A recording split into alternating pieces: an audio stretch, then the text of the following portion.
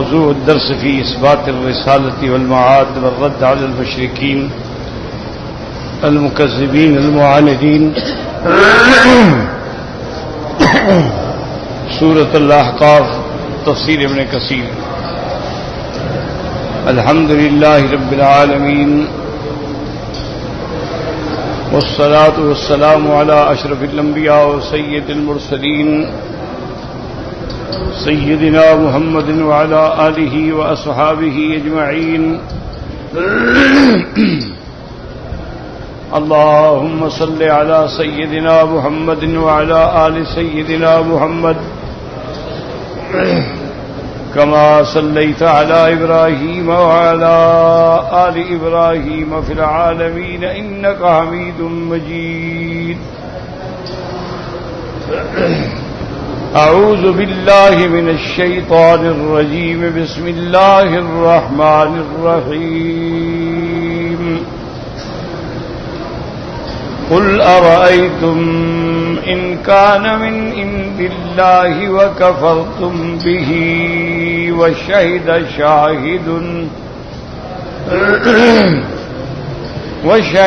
شاهد من بني إسرائيل على مثله فآمن واستكبرتم إن الله لا يهدي القوم الظالمين.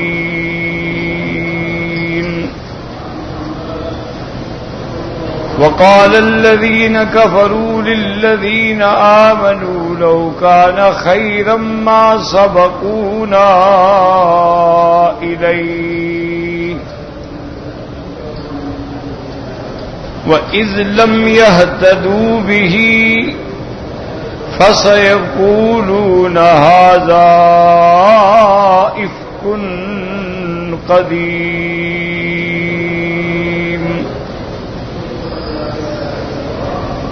ومن قبله كتاب موسى إماما ورحمة وهذا كتاب مصدق لسانا عربيا لينذر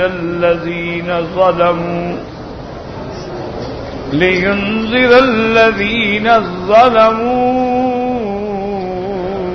وبشرى للمحسنين.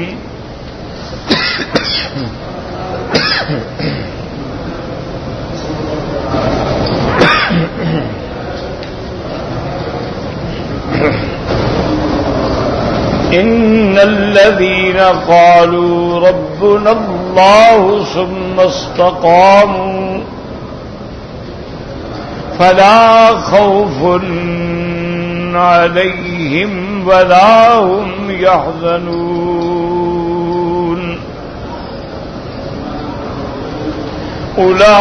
أولئك أصحاب الجنة خالدين فيها جزاء بما كانوا يعملون.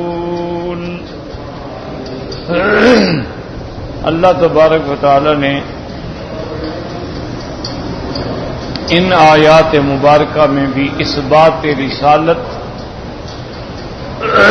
اور رد علی الکفار مشرکین مکذبین معاندین کا ذکر فرمایا ہے.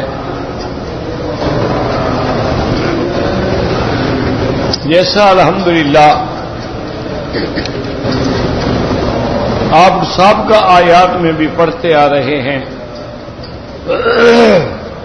کہ اللہ نے ارشاد فرمایا تھا کہ جب ان پر ہماری کھلی ہوئی آیات پڑھی جاتی ہیں جو بالکل واضح ہیں روشن،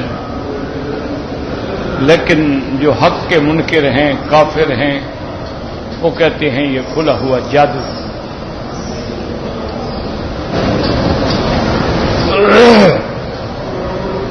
اور یہ بات میں نے کئی دفعہ آپ کو عرض کی ہے الحمدللہ کہ جادو سے مراد یہ جادو نہیں جو جادوگر کرتے تھے. کیونکہ جادو کا ہونا اور کہاں جادو کہاں اللہ کا قرآن. جادوگر لوگ جو ہوتے ہیں ان کا کلام جو ہے وہ تو ایسی خلط ملط ہوتی ہے کہ کسی کو سمجھ نہیں آ سکتی کہ وہ کیا کہہ رہے ہیں. اللہ کا قرآن تو ایک کھلی ہوئی کتاب ہے، ایک واضح معجزہ ہے. تو اس لیے یہ بات سمجھیں کہ ان کے جو دماغوں میں ایک بھوت بیٹھا ہوا تھا نا، وہ جو کہتے تھے کہ یہ جادو ہے، مانا یہ تھا کہ جادو فوراً اثر کرتا ہے. یہ قدرتی بات ہے کہ شیطانی علوم جو ہوتے ہیں نا وہ جلدی اثر کرتے ہیں، اور علوم رحمانی جو ہیں وہ دیر سے اثر کرتے ہیں. ویسے بھی آپ دیکھ لیں کہ خدا نہ کرے گندگی کا ذرا بھی کسی کے کپڑے میں لگا ہو تو سارے کمرے میں بدبو پھیل جائے گی. لیکن عطر اگر آپ لگائیں بڑا اچھا بھی ہوگا تو وہ بھی بس خود کو لگے خوشبو آئے گی، یا قریب والوں کو، یا 15-20 منٹ کے بعد وہ بھی ختم ہو جائے گی. تو یہ قدرتی بات ہے کہ شیطانی علوم جو ہوتے ہیں نا فوراً اثر کرتے ہیں. اسی لیے یہ جتنے جادوگر ہیں،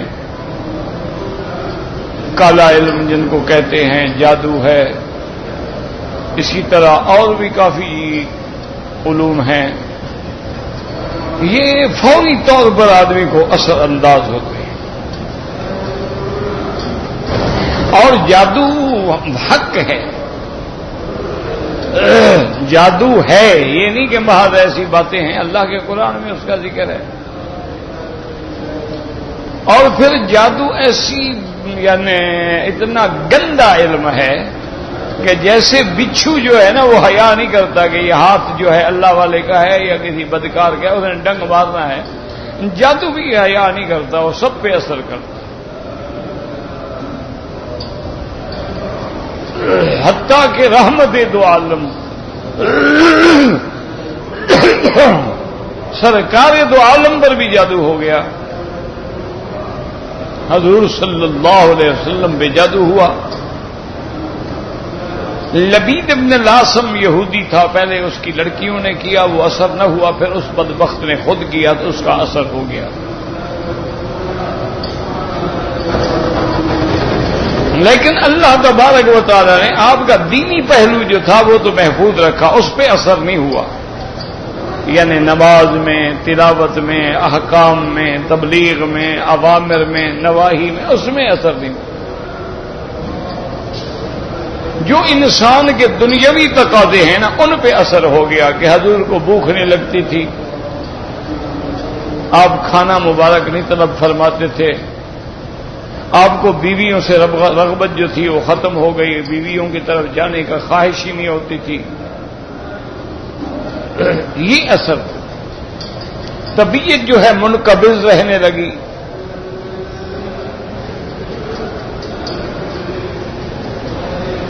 تو جادو یعنی ایسی بلا ہے کہ اللہ کے نبی پر بھی اثر انداز ہو گیا.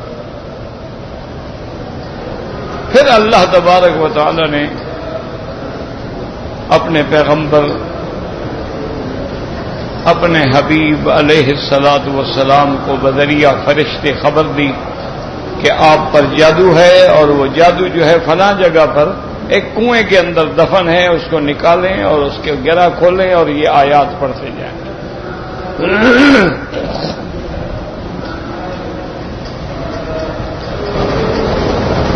تو اس ظالم نے حضور صلی اللہ علیہ وسلم کے بال مبارک لے کر ایک کنگھی میں ان بالوں کو لپیٹا، اور پھر ہر بال کے ساتھ اس نے سوئی لگائی اور جادو کیا، اور ایک کنویں کے اندر جو لکڑی ہوتی ہے اس کے نیچے جا کے دفن کرایا. حضور صلی اللہ علیہ وسلم کو اللہ نے فرشتوں کے ذریعے خبر دی. آپ تشریف لے گئے، اس کنویں سے اس کو نکالا گیا تو وہ کنگھی بھی نکل آئی اور بال بھی، اور اس میں میخیں بھی، اور حضور پاک پڑھتے گئے قل اعوذ برب الفلق من شر ما خلق ومن شر غاسق اذا وقب ومن شر النفاثات في العقد ومن شر حاسد اذا حسد. یہ پڑھتے بھی گئے، اس کو نکالتے بھی گئے، پڑھتے بھی گئے، نکالتے بھی گئے. صحابہ فرماتے ہیں کہ جب وہ بال نکل رہے تھے نا، سریان رسول اللہ، حضور کا چہرہ کھلتا جا رہا، اثر ختم. حضور پاک نے وہیں کنویں میں پھینک دیا. بی بی عائشہ نے بھی کہا یا رسول اللہ صلی اللہ علیہ وسلم آپ اس کو لے آتے، ہم دیکھتے کہ اس ظالم نے کیسے. آپ نے فرمایا میں نہیں چاہتا تھا کہ یہ بات اور پھیلے، کیونکہ سحر کرانے والے تو یہودی تھے نا اور منافقین تھے، تو صحابہ جوش میں آ جائیں اور جنگ چھڑ جائے اور قتال ہو جائے. بس اللہ نے مجھے شفا دے دی ہے، بات کرو. اللہ کے پیغمبر فتنے مٹانے کے لیے آتے ہیں، فساد مٹانے کے لیے آتے ہیں، بگڑی قوموں کو بنانے پہ آتے ہیں، لڑے ہوئوں کو ملانے کے لیے آتے ہیں. اللہ کے پیغمبر توڑنے کے لیے نہیں آتے. حالانکہ آپ کو پتہ چل گیا جادو کرنے والا یہ ہے، حضور حکم دیتے گردن اڑا دیتے. مدینہ پاک میں تو حضور کی حکومت ہے، آپ کے پاس طاقت ہے. وہاں ایک لبید بن العاصم جیسے بندے کو الٹا لٹکا دینے میں کیا فرق ہو؟ چھوڑ کہ بلا وجہ بات کیوں پھیلے. تو بہرحال بات سمجھیں کہ وہ جو قرآن کو جادو کہتے تھے وہ اس لیے کہتے تھے کہ بھئی جیسے جادو اثر کرتا ہے نا، جو بندہ قرآن سنتا ہے اور حضور کے قریب چلا جاتا ہے اور قرآن ایسے اثر کرتا ہے تو جادو ہے. فوراً بندہ باپ دادے کو دین کے چھوڑ کے محمد مصطفیٰ کے ساتھ چلا جاتا ہے، کلمہ پڑھ لے. اس لیے وہ کہتے تھے کہ جادو ہے. سمجھا؟ وہ جانتے نہیں تھے کہ جادو اور چیز ہوتی ہے، یہ کلام اور ہے. جادو کرنے والے پلید ہوتے ہیں، ناپاک ہوتے ہیں، گندے لوگ ہوتے ہیں، نجاستوں میں رہنے والے. یہ اللہ کا پیغمبر ہے جو خود پاک ہے، نسب پاک ہے، حسب پاک ہے، بدن پاک ہے، گفتگو پاک ہے، جسم پاک ہے، لباس پاک ہے. یہ کیسے جادو مانا ان کا یہ تھا کہ بھی جیسے جادو اثر کرتا ہے، جو حضور کے پاس جاتا ہے قرآن شریف سنتا ہے بس گیا. حضرت عمر جیسا آدمی جو تلوار لے کے آیا ہوا ہے، قرآن سنا. کتنے لوگ ہیں جن نے کہا ہم نے حضور کی زبان سے قرآن سنا، بس قرآن ہمارے سینے میں اتر گیا. جنات نے قرآن سنا، جن انسان تو بڑی چیز ہے نا، جنوں نے قرآن سنا، بس اتنی دیر لگی. حضور نماز سے فارغ ہونے کا رسول اللہ بس ہمیں کلمہ پڑھاؤ. یہ تو ہم مسلمان ہیں نا جناب، 30 سپارے پڑھ کے ہضم کر جاتے ہیں، اثر ہی نہیں ہوتا. ہم بھی مسلمان ہیں. گھر میں قرآن موجود ہے، مسجدوں میں قرآن موجود ہے، قرآن پڑھ کے سنانے والے موجود ہیں، قرآن بیان کرنے والے موجود ہیں. ہم پر کوئی اثر ہی نہیں ہوتا، بس وہ بیٹھے رہتے ہیں 5-10 منٹ زبردستی کے بیٹھنا ہے. یار کیا کریں، اب نماز کے بعد بیٹھنا تو ہے نا، لیکن کچھ اثر نہیں. وجہ کیا ہے؟ اللہ نہ کرے، اللہ نہ کرے جب دل سیاہ ہو جاتے ہیں نا پھر ہدایت اثر نہیں کرتی. ایک بات یاد رکھو، ایک تو مہر ہوتی ہے نا، وہ تو کافروں کے دل پہ لگتی ہے. مسلمان جیسے گندا ہو اس پر مہر نہیں لگتی. ایک ہے مہر کا لگنا، وہ تو کافروں کے لیے کہ ختم اللہ علی قلوبہم وعلی سمعہم وعلی ابصارہم غشاوۃ ولہم عذاب عظیم. اللہ نے مہر لگا، وہ الگ چیز ہے. ایک مسلمان ہے، کلمہ پڑھتا ہے، خدا کو مانتا ہے، حضور پاک کو مانتا ہے، کبھی کبھی نماز بھی پڑھتا ہے لیکن اثر نہیں ہوتا قرآن کا. وجہ کیا؟ حضور نے فرمایا اذا اذنب نکت نکتۃ سودا.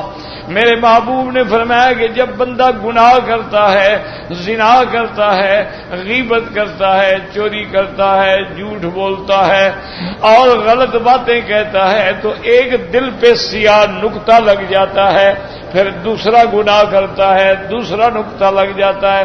فرمایا حتیٰ اسودت قلبہ، حتیٰ کہ دل سیاہ ہو جاتا ہے، اور جب دل سیاہ ہو جاتا ہے تو پھر اس کو کوئی بات اثر نہیں کرتی.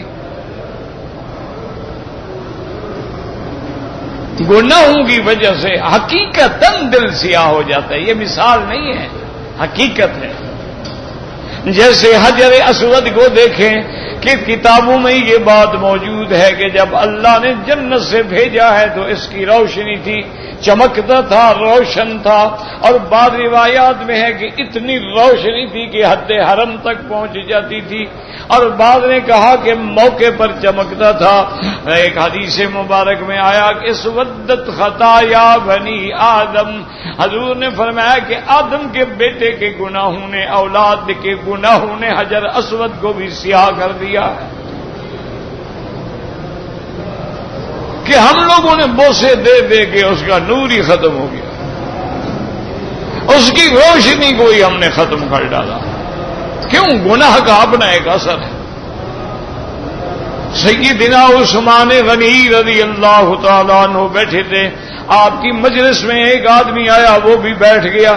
آپ چونکہ باحیا تھے، با شرم تھے، آپ بڑے کریم تھے، کسی بندے کو سامنے بیٹھ کے ذلیل نہیں کرنا چاہتے تھے. حضرت عثمان نے جب مجلس ختم ہونے پہ قریب آئی تو فرمایا ما بال الرجال، کیا حال ہو گیا ہے لوگوں کا، گناہ کرتے ہیں اور گناہ کا اثر ان کی آنکھوں میں موجود ہوتا ہے لیکن پھر بھی وہ مجلسوں میں آ کے بیٹھ جاتے ہیں.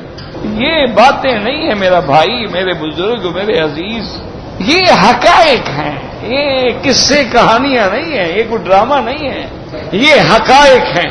اس لیے علماء نے اس کی مثال دی ہے. انہوں نے کہا کہ دو آدمیوں پہ تم امتحان کی نظر رکھ لو. ایک آدمی جو رات کو تہجد پڑھتا رہا ہے، قرآن پڑھتا رہا ہے، اللہ کے دربار میں نماز پڑھ کے روتا رہا ہے اور فجر کی نماز پڑھ کے بیٹھا ہے. ایک آدمی کی ساری رات شراب میں، زنا میں گزری ہے. دونوں کے چہرے پہ صبح کو نظر ڈالو، اس کے چہرے پہ رونق ہوگی، تراوٹ ہوگی، کشش ہوگی، اس کے چہرے پہ لعنت برس رہی ہوگی. کہا یہ مشاہدہ کر لو، دیکھ لو، تجربہ کر لو.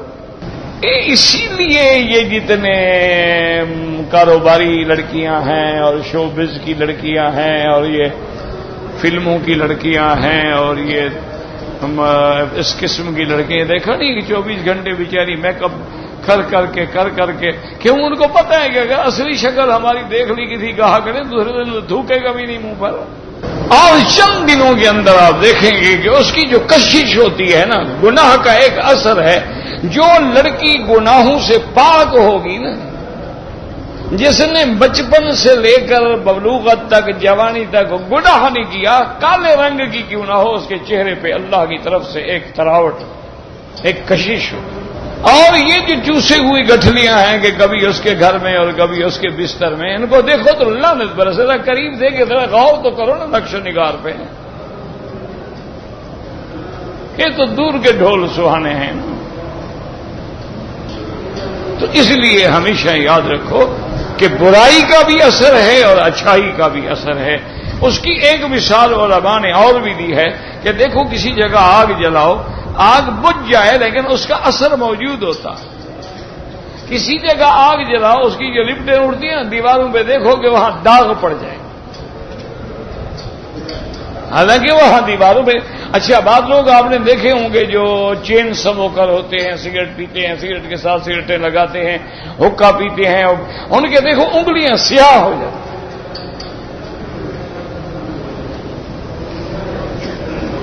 اسی طرح دل سیاہ ہو جاتے ہیں.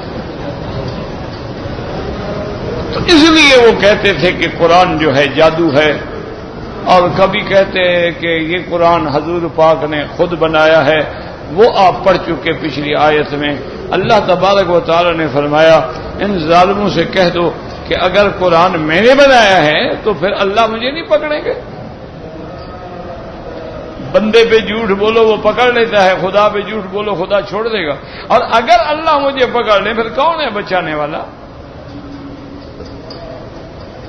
اس لیے یہ آیات مبارک جو ہیں آپ الحمدللہ پچھلے سبق میں پڑھ چکے ہیں کہ اللہ نے فرمایا کہ آپ ان کو بتا دیں کہ اگر میں نے افطرا کیا ہے فلا تملکون لی من اللہ شیئا، تمہارے ہاتھ میں کیا ہے کہ تم مجھے چھڑاؤ گے؟ اور میرا اللہ کی گواہی کافی ہے کہ جب اللہ نے فرما دیا ہے کہ آپ میرے رسول ہیں، آپ کو میں نے نبی بنا، یا ایھا النبی یا ایھا الرسول هو الذی ارسل رسولہ، تو پھر مجھے کسی اور کی گواہی کی کیا ضرورت ہے؟ اللہ تعالی کی گواہی جو ہے وہ بہت ہے. پھر ساتھ یہ بھی بتا دیا کہ اب بھی توبہ کر لو تو بچ جاؤ گے. اللہ تبارک و تعالی معاف فرمانے والے ہیں، مہربان ہیں. پھر یہ بھی بتایا کہ تم کیوں بدکتے ہو، تمہیں کیا ہو گیا ہے کہ میں پہلی دفعہ رسول آیا ہوں، مجھ سے پہلے بھی تو پیغمبر آئے. اور اس کے بعد وہ کلام محاوراتی کلام ہے، یعنی وقتی طور پر خصم کو کہنے کے لیے کہ ما ادری ما یفعل بی ولا بکم، پتہ نہیں تمہارا کیا انجام ہوتا ہے دنیا میں اور میرا کیا انجام ہوتا ہے دنیا میں. مجھے تکلیفیں اٹھانی پڑتی ہیں، ہجرت کرنی پڑتی ہے، یا مجھے شہید ہونا پڑتا ہے، اور تمہیں اللہ جانے اللہ کا عذاب ہوا کی شکل میں پکڑے گا، زلزلے کی شکل میں پکڑے گا، کیسے آئے گا یہ سب اللہ جانتے ہیں. میں تو صرف وہی بات کہتا ہوں جو اللہ مجھ پہ وحی کرتے ہیں، اتبع الا ما یوحی الی، اور میرا کام یہ ہے کہ میں ڈرانے والا. تو یہ آیات آپ پڑھ چکے ہیں، تو آج کی آیات کو اب آپ سمجھیں گے انشاءاللہ، تو پھر سمجھنا جو ہے اللہ کی رحمت سے آسان ہو جائے گا. فرمایا قل ارأیتم ان کان من عند اللہ وکفرتم بہ وشہد شاہد من بنی اسرائیل علی مثلہ فآمن واستکبرتم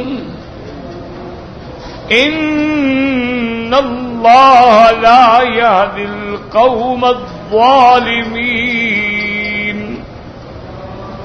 اللہ نے فرمایا میرے محبوب آپ ان سے فرمائیں کہ بتلاؤ، قل ارأیتم، اخبرونی، مجھے بتلاؤ، ان کان من عند اللہ، تم کہتی ہو کہ قرآن میں نے بنایا ہے. ذرا ایک منٹ صبر کرو، غور کرو.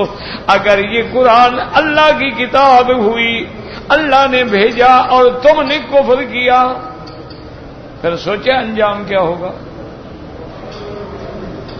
اسی لیے جیسے کہ آپ نے پڑھا ہے قرآن مقدس کے اندر کہ ایک بندے نے آ کے جب وہ اللہ کے پیغمبر کو ستانا چاہتے تھے، تکلیفیں دینا چاہتے تھے، اس نے آ کے ان کو ہدایت کی کہ ظالموں کیا کر رہے ہو، تقتلون رجلا ان یقول ربی اللہ،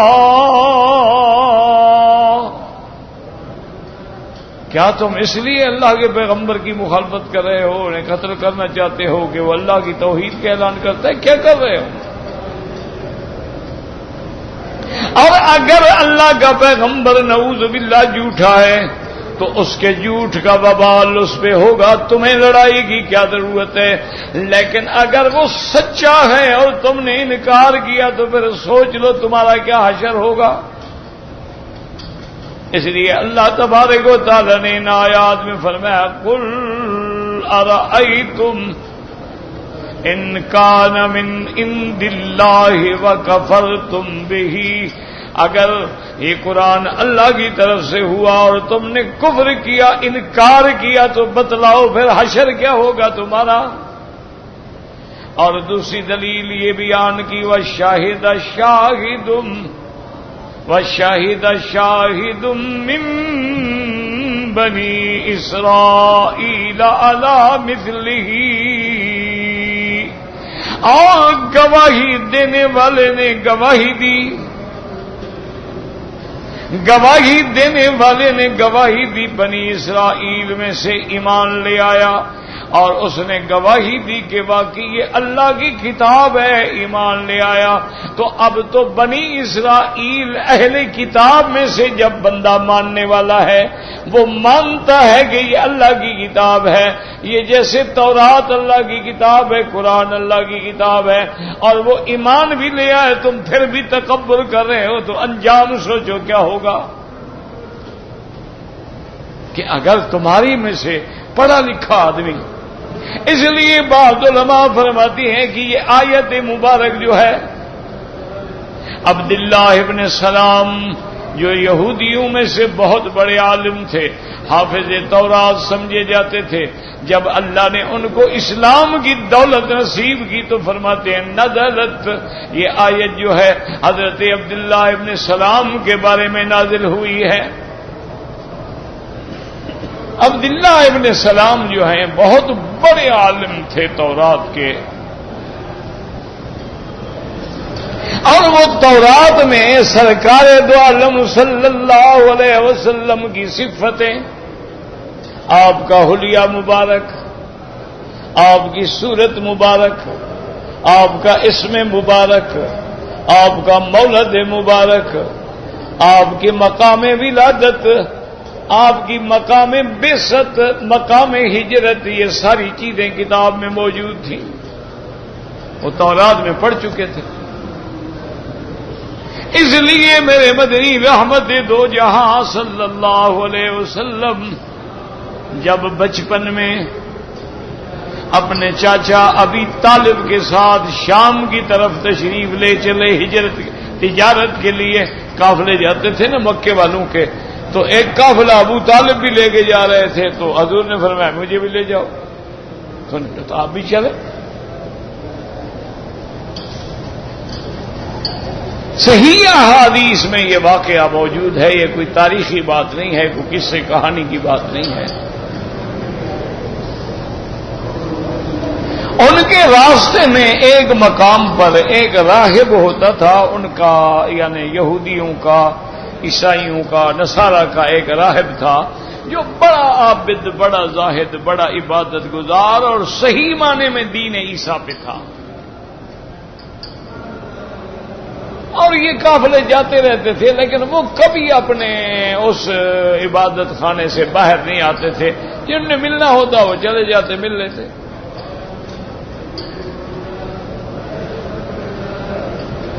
اس کا نام بھی کتابوں میں موجود ہے، بحیرہ۔ جب یہ قافلہ وہاں پہنچا تو بحیرہ نکلا، اس نے لوگوں سے پوچھا کہ یہ قافلہ کہاں سے ہے، انہوں نے کہا مکے سے ہے، انہوں نے کہا کہ ان کا بڑا کون ہے، انہوں نے کہا ابی طالب ہے، انہوں نے کہا کس قبیلے کا، انہوں نے کہا قریش میں سے۔ وہ ڈھونڈتا ابی طالب کے پاس آیا، ابی طالب حیران ہو گیا کہ آج تک یہ باہر نہیں آیا، آج کیسے آیا؟ انہوں نے کہا کیا بات ہے حضرت، خیر تو ہے، آپ کیسے آئے؟ انہوں نے کہا ابی طالب بس میں صرف اس لیے آیا ہوں کہ آپ کے ساتھ یہ جو بچہ ہے، یہ جو نوجوان بچہ ہے، یہ کون ہے؟ انہوں نے کہا یہ میرے چاچے کا بیٹا ہے، عبداللہ کا بیٹا ہے۔ اس نے کہا یہ اللہ کا نبی ہے، خدا کے لیے اس کو واپس بھیجو مکہ۔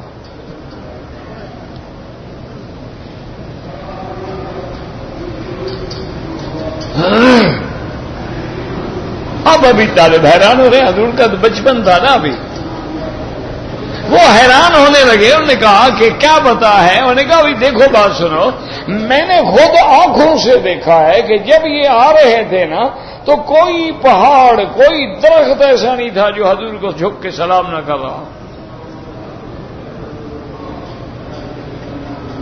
اور آج میری دعوت ہے،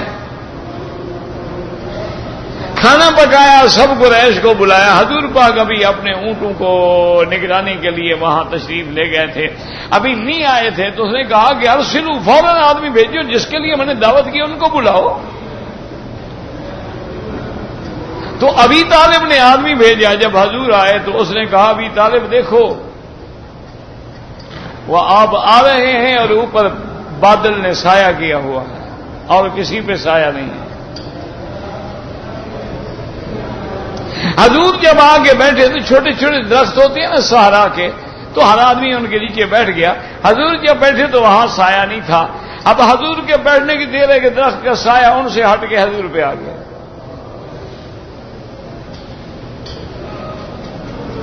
اس نے کہا ابھی طالب دیکھ لیا مال الفے، اب دیکھا ہے وہ سائے کو میں نے کہا، وہ فوراً ادھر چلا گیا۔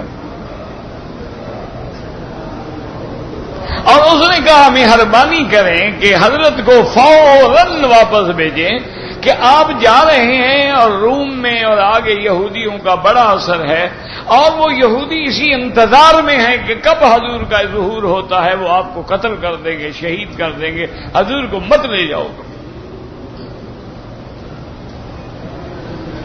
تو ابو طالب مان گئے اور حضور کو واپس بھیجا۔ بحیرہ راہب نے آپ کے لیے ماشاءاللہ کیک بنائے، یعنی کیک کاک عربی میں کہتے ہیں کہ آٹا بھی، جیسے ہم میٹھی روٹیاں بناتے ہیں موٹی موٹی کہ سفر میں خراب بھی نہ ہوں اور تھوڑی تھوڑی بندہ کھاتا رہا، تو وہ میٹھی روٹیاں بھی بنائی اور زیتون بھی اور سامان کھانے کا بھی، وہ بھی سارا حضور کی خدمت میں ہدیہ پیش کیا کہ آپ یہ لے جائیں۔ حضور واپس ہو گئے۔ اس جگہ پر بعض لوگوں نے احادیث میں روایات میں کچھ ٹکڑا ایسا ہے جو بڑھا دیا ہے تاکہ یہ حدیث مشکوک ہو جائے، نعوذ باللہ، کیونکہ حضور کی شان ہے نا، حضور کی صفت ہے۔ وہ ٹکڑا یہ آتا ہے کتابوں میں کہ ارسل ابو بکر بلالا معہ، کہ حضرت ابو بکر نے آپ کے ساتھ اپنا غلام جو تھا حضرت بلال وہ بھی ساتھ بھیجا تھا کہ حضور کی خدمت میں مکے تک ساتھ جائے۔ یہ جو ٹکڑا ہے نا یہ بالکل غلط ہے۔ اس کی وجہ یہ ہے، یاد رکھو کہ یہ جب واقعہ ہو رہا ہے، حضور کی عمر ہے 12 سال جب یہ واقعہ ہوا ہے، رحمت دو جہاں کی عمر مبارک ہے 12 سال، اور حضرت ابو بکر حضور سے 2 سال چھوٹے ہیں، تو مانا یہ ہے کہ ابو بکر تو اس وقت 10 سال کے ہوں گے۔ اچھا بلال اللہ جانے پیدا بھی ہوا تھا کہ نہیں ہوا تھا، تو کہاں سے بلال آ گیا جو حضرت ابو بکر نے ساتھ بھیجا تھا؟ کیا ہے کہ دشمن ایسی حرکتیں کرتے ہیں کہ باقی ساری حدیث صحیح ہے، یہ ٹکڑا ملا دیا۔ جب یہ ٹکڑا آ گیا تو اب جب اہل علم تحقیق کریں گے ان کی تو نظر آ جائے گی بات، لیکن عام آدمی کہہ کر دیکھو جی حضرت ابو بکر نے بلال کو ساتھ بھیجا، وہ اللہ کے بندے بلال تو ابھی مسلمان ہی نہیں ہوا اور ابو بکر 210 سال کا ہے۔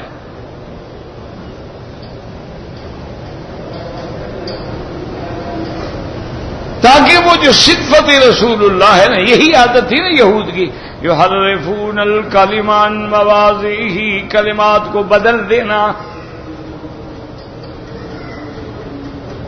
یہی وجہ ہوتی ہے کہ آج کل ہمارے جو مولوی میڈیا کی پیداوار ہیں یا مطالعے کی پیداوار ہیں، ان کو انہی سب چیزوں پہ ٹھوکر لگ جاتی ہے۔ کیوں؟ کتاب میں تو موجود ہے، روایت میں تو موجود ہے، حدیث میں تو موجود ہے۔ اب یہ تو کوئی علم حدیث کا ماہر ہو، شناور ہو اور پھر عاشق رسول بھی ہو، وہ ایسی باتوں کو پکڑے گا کہ بھئی یہ کیسے بات کریں، حضرت بلال حضرت ابو بکر تو 10 سال کی عمر میں تھے۔ اور اللہ کی ایک شان دیکھیں کہ حضور کی عمر مبارک 63 سال، حضرت ابو بکر کی عمر بھی 63 سال،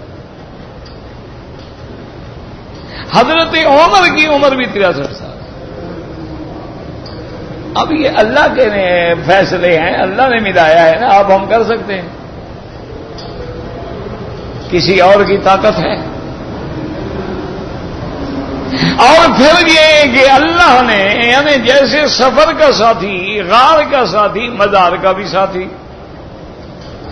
اور یہ بھی بات آتا ہے کتابوں میں کہ اللہ تبارک و تعالی ہر اس بندے کو اسی جگہ دفن ہوتا ہے جہاں سے اس کی مٹی لی گئی ہو. ایک مثال ہے، حقیقت کوئی نہیں، نہ قرآن ہے نہ حدیث ہے، ایک مشہور بات ہے. اگر یہ بات ہو تو اس کا معنی یہ ہے کہ پھر حضور پاک ابوبکر عمر کی مٹی بھی ایک جگہ سے لی گئی. اگر یہ حقیقت ہو. اچھا، خدا کی شان دیکھیں گے، ابھی حضور واپس ہی نہیں ہوئے، ابھی واپس بھی نہیں ہوئے، ابھی قافلے میں ہیں کہ 4-5 گھوڑ سوار آ گئے اور وہ یہود کے آدمی تھے، بحیرہ کے پاس آئے تو بحیرہ سمجھ گیا کہ یہ وہی لوگ ہیں. انہوں نے کہا بھی کیسے آنا ہوا؟ ہم نے کہا دیکھیں آپ تو کاہن ہیں، راہب ہیں، پنڈت ہیں، ہمارے بڑے ہیں، آپ سے ہم جھوٹ نہیں بولتے ہیں. اصل بات یہ ہے کہ ایک نبی نے پیدا ہونا ہے جس کا نام محمد الرسول اللہ صلی اللہ علیہ وسلم، اور وہ مکے میں پیدا ہوگا، مدینہ منورہ کی طرف ہجرت کرے گا، شام کی طرف سفر کرے گا. تو اہل روم نے فیصلہ کر دیا ہے کہ جتنے راستے ہیں نا جو مکہ شریف سے آتے ہیں شام کی طرف، مدینہ شریف کی طرف، جتنا سب پہ انہوں نے اپنے اپنے فوج کے آدمی بھیج دیے ہیں کہ جہاں موقع ملے قتل کر دو. اور ہماری ڈیوٹی جو ہے وہ اسی راستے پہ لگی ہے. ہمیں بھی انتظار ہے کہ اسی راستے سے حضور آنے والے ہیں. راہب نے کہا جب بات سنو، بڑے سمجھدار لگتے ہو، ایک بات بتاؤ، اللہ کسی کو رکھنا چاہے تم کیا کرو گے؟ انہوں نے کہا کچھ نہیں. انہوں نے کہا یہ بھی تو تم نے پڑھا ہے نا کہ وہ نبوت ملنے کے بعد ہجرت کرے گا. تو نبوت ملے گی 40 سال کی عمر میں، ہجرت کریں گے آپ 13 سال بعد، 53 سال عمر ہوگی، اور ابھی تو حضور کی عمر 12 سال ہے. تم کیوں پیچھے پڑے ہوئے ہو؟ تم قتل کر تو نہیں سکتے ہو، تو ہجرت کرنی ہے. ان کو بات سمجھ آ گئی، کہنے کہ بات تمہاری ٹھیک ہے. تو انہوں نے کہا اچھا پیچھے تو ہم نہیں جاتے، بادشاہ ہمیں مروا دے گا، بہرحال ہم تمہاری بیعت کر کے یہیں رہتے ہیں. وہ پھر وہیں اس کے دین پہ آ گئے اور وہ بھی وہیں رہ گئے، واپس گئے ہی نہیں پھر. تو یہ ساری علاماتیں جب موجود ہیں تو علماء فرماتے ہیں کہ شاہد من بنی اسرائیل، کہ ظالموں اگر بنی اسرائیل کا ایک بندہ یہ گواہی دے دے کہ محمد مصطفیٰ سچا ہے، پھر بھی تم نہ مانو. تو عبداللہ ابن سلام جب اسلام لائے، اللہ اکبر، جب وہ حضور کی خدمت میں آئے، حضور صلی اللہ علیہ وسلم کے پاس آئے، اور انہوں نے کہا یا رسول اللہ میں اسلام لانے کے لیے آیا ہوں، لیکن میری قوم میں جانتا ہوں یہ یہودی جو ہے نا یہ بڑے مکار ہیں، بڑے عیار ہیں، بڑے غدار ہیں اور دشمن اسلام ہیں. اور ایک میری بات یاد رکھنا، آج مشرق سے لے کر مغرب تک، شمال سے لے کر جنوب تک، جہاں جہاں فتنہ ہے، جہاں جہاں قتل ہے، جہاں جہاں خون ریزی ہے، سب کے پیچھے یہودیوں کا ہاتھ ہے. لیکن مسلمان اتنا سادہ ہے، اتنا بھولا بھالا ہے کہ اسی عطار کے لونڈے سے دوا لیتے ہیں کہ جو ہمیں مارنے والا ہے اسی سے ہم مانگتے ہیں. قاتل بھی وہی ہے، اور اس لیے کسی شاعر نے کہا تھا نا، قاتل بھی وہی، شاہد بھی وہی، منصف بھی وہی. اقربا میرے کریں خون کا دعویٰ کس پر؟ اس نے کہا جی ہم کہاں دعویٰ کرنے کے لیے ہیں، قاتل بھی وہ خود ہے، منصف بھی خود ہے، گواہ بھی خود ہے.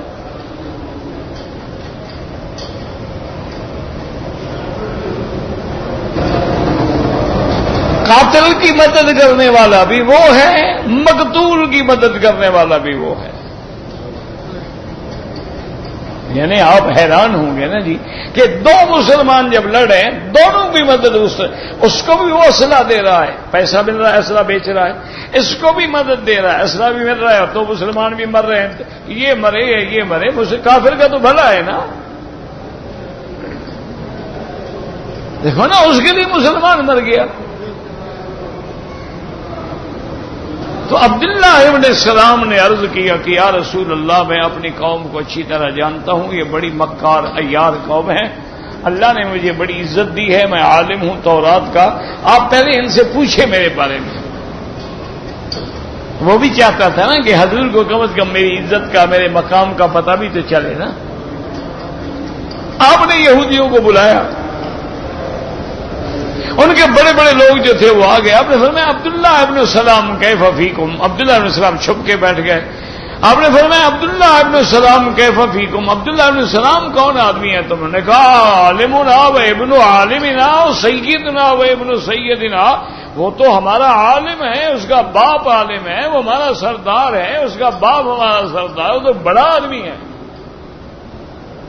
آپ نے فرمایا اچھا ٹھنڈے دل سے گرمی نہ کھاؤ، اگر عبداللہ ابن السلام مسلمان ہو جائے پھر تم میری نبوت مان لو گے؟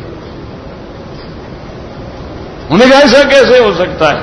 عبداللہ ابن السلام اندر سے باہر آئے، اشہد ان لا الہ الا اللہ واشہد ان محمد رسول اللہ، انہوں نے کہا میں گواہی دیتا ہوں اللہ کی وحدانیت کی اور محمد مصطفیٰ اللہ کے سچے رسول ہیں، پیغمبر ہیں، نبی ہیں، خاتم الانبیاء ہیں۔ بس یہ کہنا تھا اور یہودی بگڑ گئے، کہنے کہ اچھا اس کی بات کر رہے ہیں آپ، ہاں شر ہونا ہے، یہ تو بہت برا آدمی ہے۔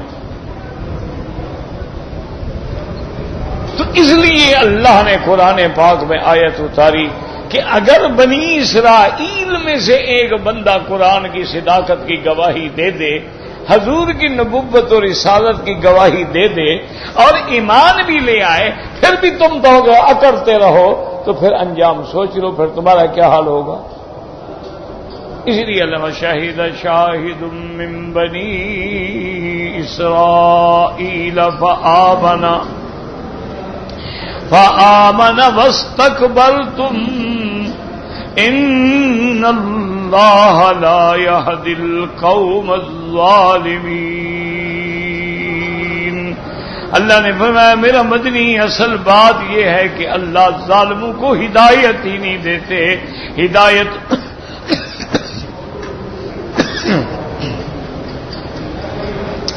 اس کو دیتے ہیں جو ہدایت چاہتا ہو۔ ایک آدمی اپنی بیماری کا علاج ہی نہ کرانا چاہے تو ڈاکٹر کیا کرے؟ اللہ بھی اسی کو ہدایت دیتے ہیں جو ہدایت کا متلاشی ہے، تلاش کرنا چاہتا ہے، اور جب وہ ہدایت کی تلاش کے لیے نکلتا ہے اللہ راستے کھول دیتے ہیں، اور جب وہ ہدایت سے اعراض کر لیتا ہے اللہ تعالیٰ بھی مہریں لگا دیتی ہیں۔ اس لیے فرمایا ان اللہ لا يهدي القوم الظالمین۔ بس اب دوسری بات ہے، بعض کافر جو تھے، بڑے بڑے سردار جو تھے، جیسے ابھی جہل ہے، ابھی لہب ہے، عتبہ اتیبہ شیبہ ربیہ ہے، وہ کہتے لوگوں سے کہ دیکھو بات سنو، ہم سردار ہیں، ہمارے باپ دادا بھی سردار تھے، ہم عقل والے لوگ ہیں، اگر اسلام سچا دین ہوتا، اسلام میں بھلائی ہوتی، اسلام میں خیر ہوتی تو پھر سب سے پہلے ہم مانتے۔ یہ کیسے ہو سکتا ہے کہ کمزور لوگ جو ہیں جیسے بلال ہے، جیسے صہیب ہے، جیسے خباب ہے، یہ جو غلام لوگ ہیں، چھوٹی عقل والے لوگ ہیں، وہی مان رہے ہیں نا، یہ ان کو کیا پتا؟ اگر اس میں بہتری ہوتی تو ہم مانتے، حالانکہ ان کو پتہ نہیں تھا اللہ کی تقدیر کے فیصلے جو ہیں وہ بالکل الٹ ہیں، کہ ہر دور میں حق کے ماننے والے غریب رہے ہیں۔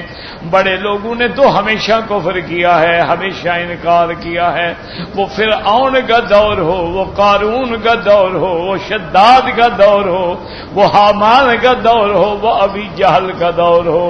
اس لیے ہمیشہ یاد رکھیں جتنے کمزور لوگ ہوتے ہیں، ضعیف ہوتے ہیں، مسکین ہوتے ہیں، سب سے پہلے دین محمد مصطفیٰ میں آنے والے وہ ہوتے ہیں۔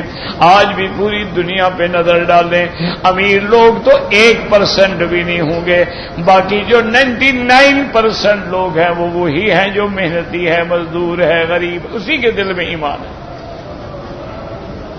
گرمی ہے، عین گرمی ہے، 18 گھنٹے کا دن ہے، اور اسی دن کے اندر وہ گندم کاٹتا ہے، گندم کی صفائی کرتا ہے، روزہ رکھا ہوا ہے۔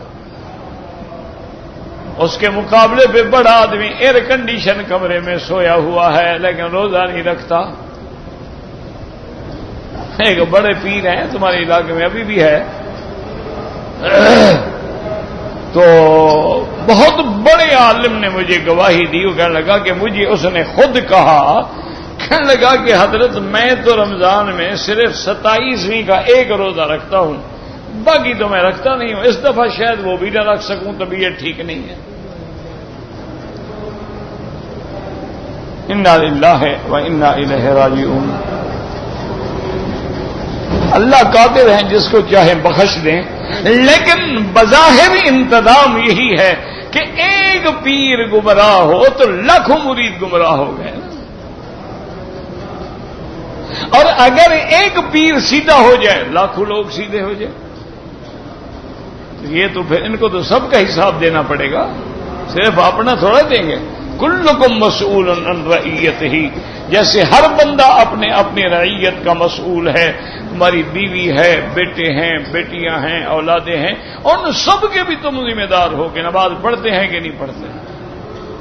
یہ تھوڑا ہے کہ تم نماز پڑھو بیوی نہ پڑھے اور جناب تم حاجی صاحب، نہیں، ان کی نماز نہ پڑھنے کی سزا بھی تمہیں ملے گی۔ تمہاری مسئولیت ہے، تمہاری فیکٹری ہے، کارخانے دار ہو، جتنے مزدور ہیں سب کی نماز کی مسئولیت تمہارے سر پہ ہے۔ کیوں؟ یہ ہو نہیں سکتا کہ مالک نماز پڑھے اور مزدور پڑھنے نہ آئے، کیسے ہو سکتا؟ اس لیے اللہ تبارک و تعالی نے فرمایا کہ یہ کافر یہ کہتے ہیں، وَقَالَ الَّذِينَ كَفَرُوا لِلَّذِينَ آمَنُوا لَوْ كَانَ خَيْرًا مَا سَبَقُونَا إِلَيْهِ۔ یہ کافر ایمان والوں سے کہتے ہیں کہ قرآن اگر خیر ہوتا، دین اسلام اگر خیر ہوتا تو یہ غریب لوگ نہ پہل کرتے بلکہ ہم سب سے پہلے مانتے۔ وَإِذْ لَمْ يَهْتَدُوا بِهِ فَسَيَقُولُونَ هَذَا إِفْكٌ قدیم۔ اللہ نے فرمایا جب ان کو قرآن پر ایمان لانے کا راستہ نہ ملا، ہدایت نہ ملی، تو اب یہ بدبخت کہتے ہیں کہ یہ تو وہی پرانا جھوٹ ہے جو پرانے دور سے ہم سنتے چلے آ رہے ہیں۔ پہلے بھی کہتے تھے کہ مردے اٹھیں گے، پہلے بھی کہتے تھے قیامت ہوگی، جنت ہوگی، جہنم ہوگی، آج ہزاروں سال گزر گئے، نہ جنت ہے نہ جہنم ہے، نہ کوئی مردہ واپس آیا۔ یہ تو وہی پرانے جھوٹ ہیں جو سنے جا رہے ہیں۔ تو کبھی کافر یہ کہتے ہیں اور کبھی کافر یہ کہتے ہیں۔ اللہ تبارک و تعالی ہمیں حق کے پہچاننے کی، حق پہ چلنے کی اور حق پہ عمل کرنے کی توفیق عطا فرمائے۔ کہتے جی کہ آج کل ایمان بچانے کا کیا طریقہ ہے؟ بالکل آسان ہے، کوئی مشکل نہیں۔ اس کا آسان طریقہ یہ ہے کہ اپنی صحبت جو ہے وہ صالحین کے ساتھ کر لو، اللہ والوں کی صحبت اختیار کر لو، اہل اللہ کی صحبت اختیار کر لو، دین والوں کی صحبت اختیار کر لو، بے دینوں سے اور فاسق فاجر لوگوں سے دور ہو جاؤ، ایمان خود بخود بچ جائے۔ اب یہ تو نہیں ہو سکتا نا کہ آگ کے قریب بیٹھے رہو اور کہو گرمی نہ آئے، یہ تو نہیں ہو سکتا کسی آدمی کو دھکا دے دو، جب دریا میں گر جائے تو کیا خیال کرنا کپڑے نہ بھیگنے دینا، وہ دریا میں پڑا ہے کہتا ہے کپڑے نہ بھیگیں۔ تو جب تمہاری راتیں ڈش پہ گزریں، انٹرنیٹ پہ گزریں، فلموں میں گزریں، تو پھر ہدایت اور ایمان بچانے کی کیا ضرورت ہے؟ جب تمہارا ہر وقت کا نظارہ ان لوگوں سے ہے جن کو نہ ایمان ہے، نہ قرآن ہے، نہ نبی ہے، نہ رسول ہے، نہ ہدایت ہے، ایک ہی راستہ ہے کہ یا ایھا الذین آمنوا اتقوا اللہ، اللہ سے ڈرو، وکونوا مع الصادقین، اور سچے لوگوں کی صحبت اختیار کرو، تاکہ جب جاؤ گے قرآن ملے گا، حدیث ملے گی، اچھی بات ملے گی، اچھی نصیحت ملے گی، تو آدمی کی اصلاح ہوتی ہے، اس کے علاوہ کوئی حل نہیں۔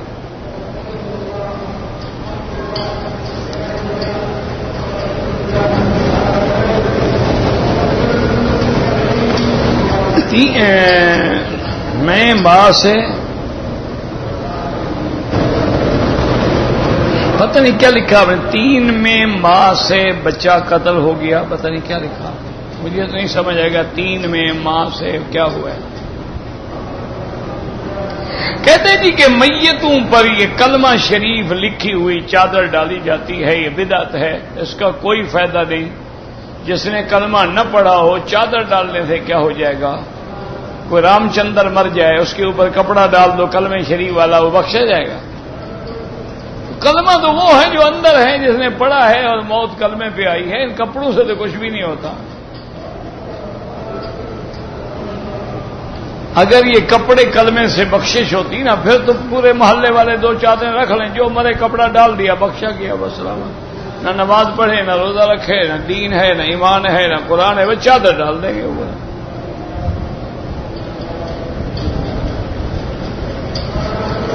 میں مکہ میں رہتا ہوں، لیکن میں نے جمعہ عمرہ کیا ہے۔ عمرہ اگر آپ نے میقات سے کیا ہے، میقات کا معنی سمجھ لو، یعنی پاکستان سے آئے ہیں، ہندوستان سے، بنگلہ دیش سے، یا مدینہ پاک سے، ریاض سے، طائف سے، اور اسی نیت سے عمرہ کیا ہے کہ عمرہ بھی کر رہا ہوں اور اس سال میں نے حج بھی کرنا ہے، پھر آپ کا تمتع ہوگا، آپ افراد نہیں کر سکتے۔ افراد صرف وہ کر سکتے ہیں جو حج کے مہینوں میں عمرہ نہ کریں، جیسے شوال شروع ہو گیا، شوال ذی القعدہ میں کوئی عمرہ نہ کریں، ان کا حج افراد۔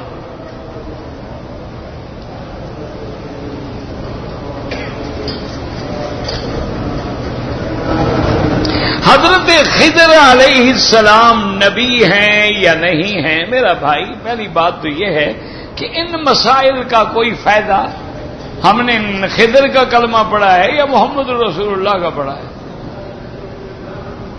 یہ اختلاف ہے، بعض علماء کہتے ہیں نبی ہیں، بعض کہتے ہیں نبی نہیں ہیں، تو آپ کو اگر پتہ لگ جائے گا تو کیا فائدہ ہو جائے گا؟ بعض علماء فرماتے ہیں کہ خضر کا یہ کہنا کہ وما فعلتہ عن امری، یہ جو کام میں نے کیے ہیں اپنے منشے سے نہیں کیے، اللہ کے حکم سے۔ وہ کہتے ہیں یہ دلیل ہے کہ آپ نبی تھے۔ لیکن دوسری جگہ سے عبدا من عبادنا علمناہ من لدنا علما، تو اس لیے مسئلہ اختلاف میں ہے کہ کیا نبی تھے یا نہیں تھے، اور کوئی ایسی بات نہیں، ہمیں بحث میں ڈھونڈنے کی ضرورت ہی نہیں ہے۔ جس چیز کی ضرورت نہیں ہے وہ مسلمان بڑی تلاش کرتا ہے، جس کی ضرورت ہے وہ نہیں پوچھے گا۔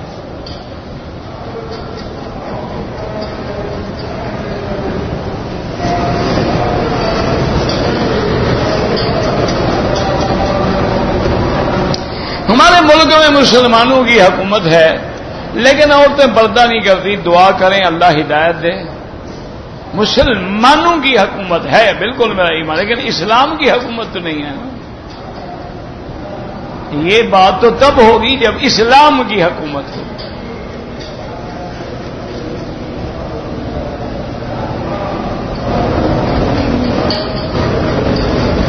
کہتے جی کہ ہمارے لوگ ہیں وہاں بھی بہت حنفی ہوتے ہیں، یہاں کے حنبلی بن جاتے ہیں، کوئی بات نہیں، سب ائمہ برحق ہیں۔ دعا کرو کہ یہ برحق ائمہ سے نکل کے کسی باطل فرقے میں نہ جائیں، ورنہ کوئی حنفی ہے، حنبلی ہے، شافعی ہے، مالکی ہے، کیا ہوگا؟ کچھ بھی نہیں ہوتا۔ یہ تو راستے ہیں، جیسے اللہ کے کعبے میں داخل ہونے کے لیے 40 دروازہ ہے، کسی دروازے سے آ جاؤ، مقصد تو کعبے میں آنا ہے۔ میری والدہ کی عمر 70 سال ہے، بیمار ہے، اس کا حج بدل بالکل کر سکتے ہیں، اور ضرور کریں، آپ کو بھی پورا حج ملے گا، والدہ کو بھی حج ہو جائے گا، گھاٹا کیا ہے بھائی؟ حج بدل میں تو فائدہ ہی فائدہ ہے نا۔ اپنا کرو گے تو ایک حج ہوگا نا، اماں کا کرو گے اس کا بھی حج، تمہارا بھی حج۔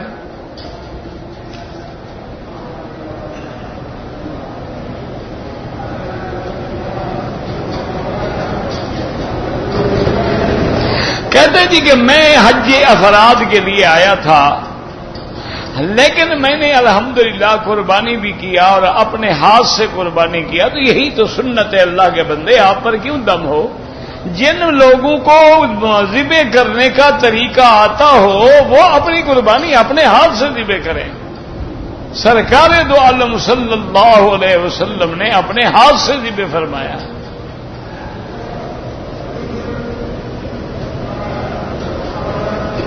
کہتے جی کہ ہمارے پاس گاڑی ہے لیکن ہم اس کو ٹیکسی کر کے چلاتا ہے، اگر غلط کرتے ہو صحابہ سے دھوکہ ہے، تو میں ٹیکسی کا لائسنس نہیں ہے، اجرا کا اجازت نامہ نہیں ہے، وہ تو غلط چلاتے ہو، بالکل ناجائز ہے۔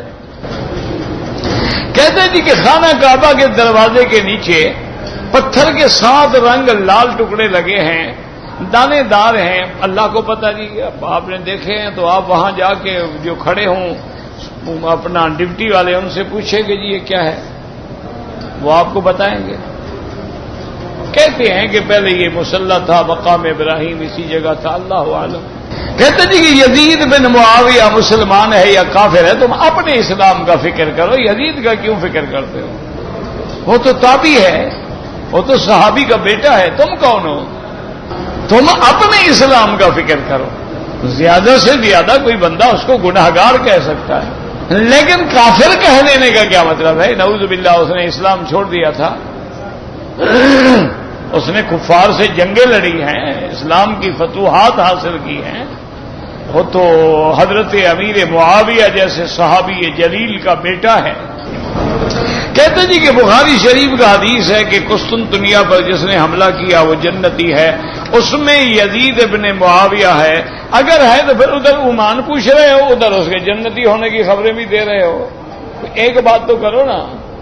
وہ یزید ابن سفیان تھا، بعض علماء فرماتے ہیں وہ یزید ابن سفیان حضرت معاویہ کا بھائی تھا، معاویہ ابن سفیان یزید ابن سفیان، اور اگر یزید بھی ہو، بعض کہتے ہیں ابو ایوب انصاری جو حضور کے میزبان تھے ان کا جنازہ بھی یزید نے پڑھایا ہے، وہ تو بڑے لوگ تھے بلا وجہ۔ دیکھو نا حضرت حسین، ان کا حضرت حسین حضرت علی کی اولاد ہے، حضرت علی ابی طالب کا بیٹا ہے، ابی طالب کس کا بیٹا ہے؟ عبد المطلب، بھائی حضور کا چاچا ہے نا ابی طالب، تو حضرت عبداللہ اور ابی طالب بھائی ہیں، دونوں کس کے بیٹے؟ سفیان کون ہے؟ عبد المطلب کے بیٹے ہیں، تو معاویہ سفیان کا بیٹا ہے، وہ تو آپس میں رشتے دار ہیں، ہم کون کو پھر اسلام کے فتوے لگانے والے ہیں؟ وہ جانے قیامت میں، اللہ جانے انہوں نے ایک دوسرے کو بخش دیا ہو، ہم سے نہ قبر میں سوال ہوگا نہ حشر میں سوال ہوگا۔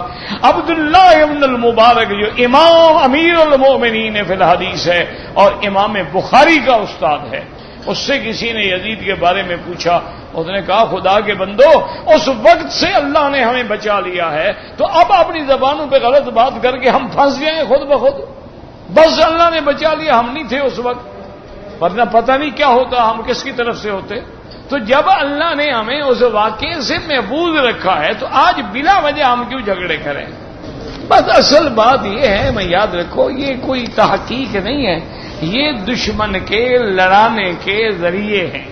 کہیں شیعہ سنی کی لڑائی کرا دیں گے، کہیں جناب سندھی مہاجر کی لڑائی کرا دیں گے، کہیں بلوچی اور غیر بلوچی کی لڑائی کرا دیں گے، کہیں پختون اور تاجک کی لڑائی کرا دیں گے، کہیں ازبک کی اور جناب افغان کی لڑائی کرا دیں گے۔ مقصد ہے مسلمان کو لڑاؤ۔ میں اپنی بیوی کے لیے حج کرنا چاہتا ہوں، بالکل کریں جناب، کس نے منع کیا ہے؟ جو مرضی آئے حج کریں، آپ افراد کریں جو کریں۔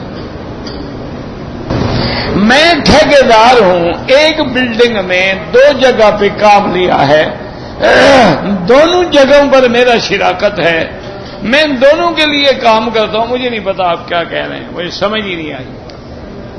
ایک بلڈنگ میں کام ہے، دونوں کام ہیں، دونوں سے شراکت ہے، کیا مطلب؟ مجھے نہیں سمجھ آیا۔ اگر طواف میں قرآن شریف پڑھے بالکل جائز ہے۔ ہمارے گھر میں چوری ہو گیا، ہم 3 آدمی تھے، انہوں نے ہم پر الزام لگایا اور قسم کھا لیا، حالانکہ الٹا کام کیا۔ شریعت کا حکم یہ ہے کہ البینۃ علی المدعی، جس نے الزام لگایا وہ ثابت کرے، گواہ لے آئے۔ اگر وہ ثابت نہ کر سکے والیمین علی من انکر، تم لوگوں پہ قسم تھی، اس نے قسم کھا لی، آپ نے اس کو پیسے دے دیے، پھر اس کا باپ آیا، اس نے کہا کہ وہ جھوٹا ہے، وہ پتہ لگ گیا چوری کا، آپ بے گناہ ہیں، اپنے پیسے واپس لے لیں۔ اچھا جی اپنے لے لیں، آئندہ نہ کیا کریں۔ جو الزام لگائے وہ ثابت کرے، آپ کیوں قسم کھائیں، وہ کیوں قسم کھائے؟ البینۃ علی المدعی، جو آدمی دعویٰ کرے وہ ثابت کرے، وہ ثابت نہ کر سکے تو اب مدعا علیہ قسم کھائے گا۔ میں مکے میں کام کرتا ہوں، آپ کا حج افراد ہوگا انشاءاللہ۔ اگر کوئی آدمی مسجد عائشہ سے احرام باندھ کے عمرہ کرتا ہے کوئی حرج نہیں، نہ کرے کوئی حرج نہیں، نفلی عبادت ہے، کرے اس کی مرضی، نہ کرے اس کی مرضی۔ عورتوں کا مزاروں پہ جانا جائز ہے؟ بالکل ناجائز ہے۔ میاں بیوی دونوں نے داخلہ دیا تھا حج کے لیے، آ رہے تھے، اس کا خامند جو ہے وہ فوت ہو گیا ہے۔